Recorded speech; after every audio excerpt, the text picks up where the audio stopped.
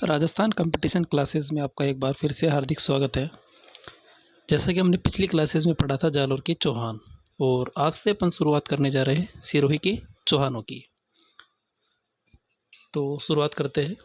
सिरोही में जो चौहान का जो राजवंश था वो था देवड़ा राजवंश। ठीक है, कौन सा राजवंश था?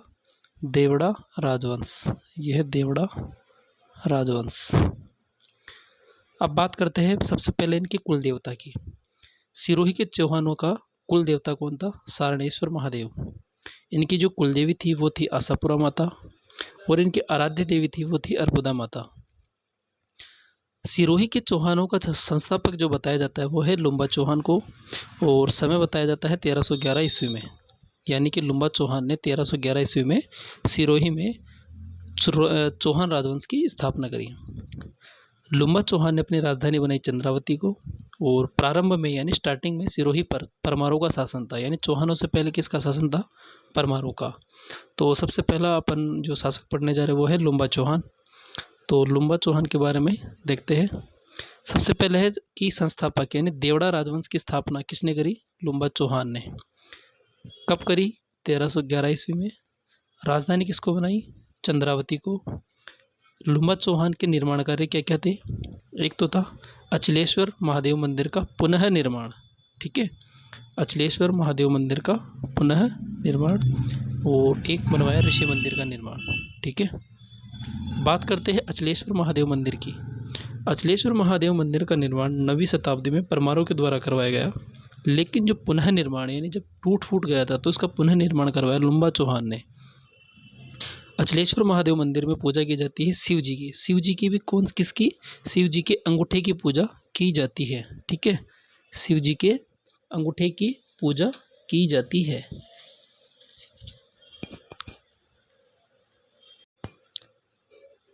और उसके अलावा यहाँ पे क्या बना हुआ है? अकालगढ़ दुर्ग में ये मंदिर स्थित है। और यहाँ पे जो दर्शनीय स्थल है वो क्या है?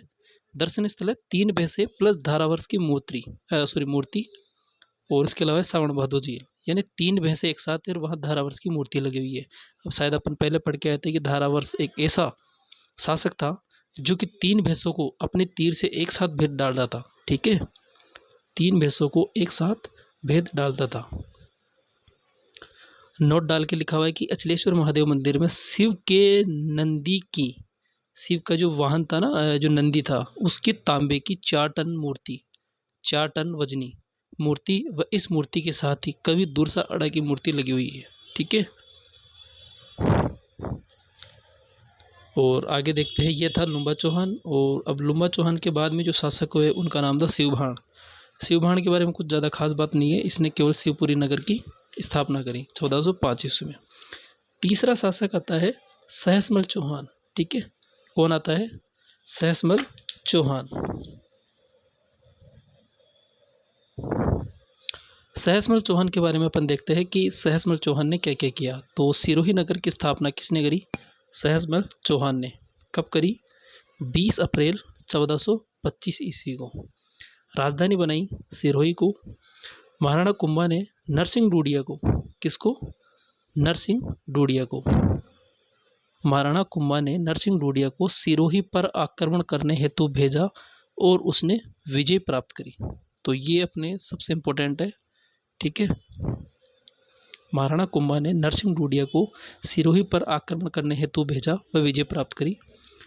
अचलगढ़ दुर्ग का निर्माण किसने करवाया? परमार शासकों ने। लेकिन अचलगढ़ दुर्ग का पुनः निर्माण वो करवाया महाराणा कुंभा ने। ये आपको ध्यान रखना है। फिर आता है शासक लाखा। लाखा कैसा शासक था? सिरोही में व्यवस्थापक राजा था।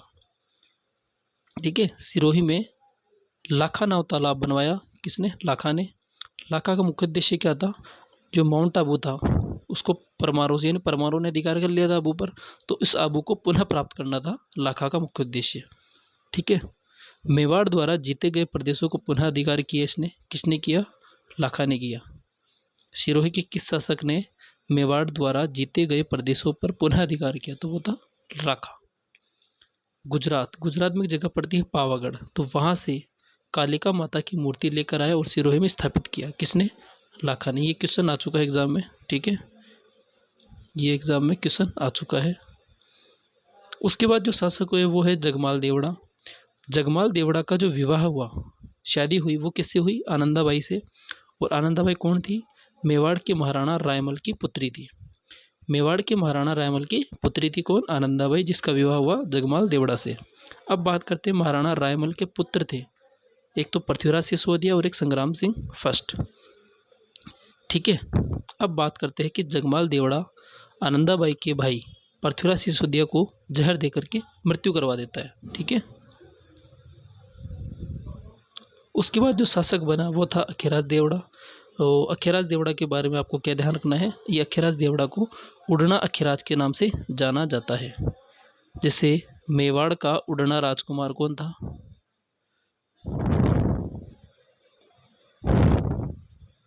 मेवाड़ का उड़ना राजकुमार तो ये था पृथ्वीराज सिसोदिया। ठीक है, ऐसे ही जो सिरोही में था, सिरोही में मतलब ये जो शासक था अखेराज देवड़ा, इसको क्या कहा जाता था? उड़ना अखेराज के नाम से जाना जाता था। अब उड़ना अखेराज वो होता है, मतलब सॉरी क्या नाम है, ये जो उड़ना जो वर्ड लिख रहा है ना, ये उड़ना का मतलब होता है तेज धावक, यानी उस समय के ये सबसे बड़े एथलीट थे ये। ठीक है, इसलिए इनको उड़ना अखेराज के नाम से जाना जाता था। खानवा का युद्ध हुआ था 17 मार्च 1527 को। इस युद्ध में राणा सांगा की जो पाती परवन प्रथा थी ना, पाती परवन प्रथा के तहत ही इस अखेराज देवड़ा ने सहायता करी थी। किसकी? राणा सांगा की।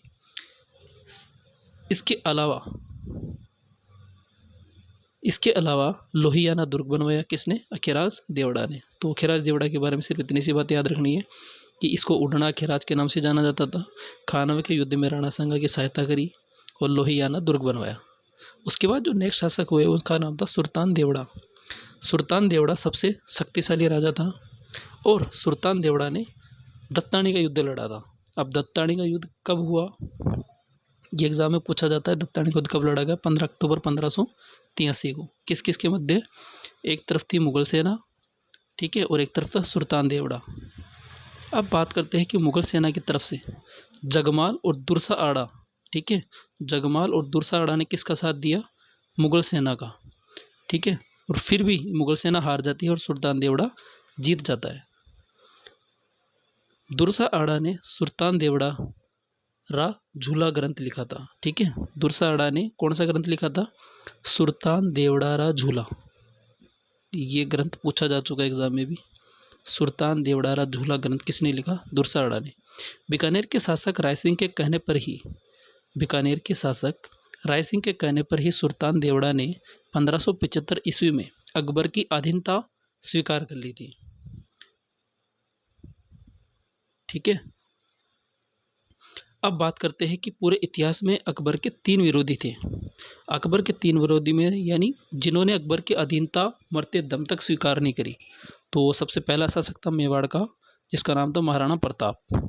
मारवाड़ का शासक था रावचंद्र सेन और एक सिरोही का था सुल्तान देवड़ा। इन तीनों शासकों ने अकबर की आजीवन तक यानी मरते दम तक कभी भी अकबर की अधीनता स्वीकार नहीं करी थी। ठीक है, तो ये एग्जाम में पूछा जाता है क्वेश्चन। उसके बाद जो शासक बने वो थे मानसिंह देवड़ा, और मानसिंह देवड़ा तलवारों के शौकीन थे। इसी वजह से कहा जाता, क्वेश्चन भी आता है कि तलवारें कहाँ की प्रसिद्ध है, तो वो है सिरोही की। तो वो इस मानसिंह देवड़ा के समय ही सिरोही की तलवारें प्रसिद्ध हो गई थी। उसके बाद जो शासक बना वो था बेरीसाल देवड़ा। बेरीसाल देवड़ा के बारे में क्या क्या बातें हैं? ठीक है, तो इस बेरीसाल देवड़ा ने महाराणा अजीत सिंह को, ये मारवाड़ का शासक था, इसको क्या दी? शरण दी थी।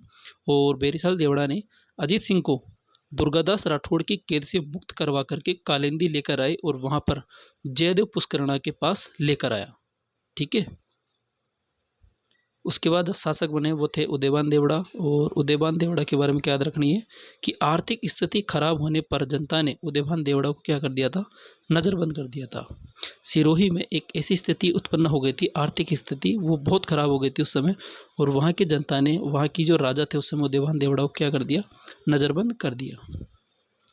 उसके बाद जो शासक हुए वो थे शिव सिंह देवड़ा। और शिव सिंह देवड़ा के बारे में क्या याद रखनी है कि इसने अंग्रेजों के साथ संधि करने वाली अंतिम रियासत थी सिरोही, और उस समय सिरोही का शासक कौन था? शिव सिंह राठौड़। ठीक है, सॉरी, शिव सिंह देवड़ा है ये, राठौड़ नहीं है, ये थोड़ा सा मिसप्रिंट है। ये है शिव सिंह देवड़ा। ठीक है। 11 सितंबर 1823 को अंग्रेजों के साथ संधि करने वाली अंतिम रियासत कौन सी थी? सिरोही।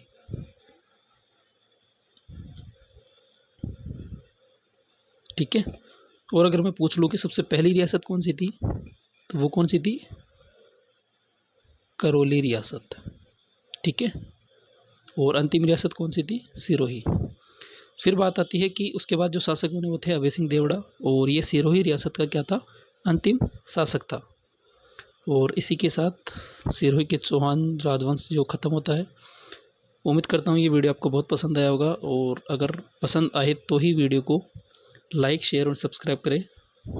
और अगर इस वीडियो की PDF आपको अगर प्राप्त करनी है तो मेरे इस व्हाट्सएप नंबर पर आप मुझे व्हाट्सएप पर मैसेज कर सकते हो।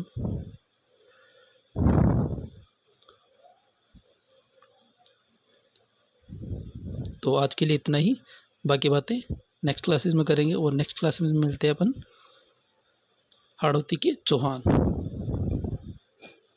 तो आज के लिए इतना ही, धन्यवाद।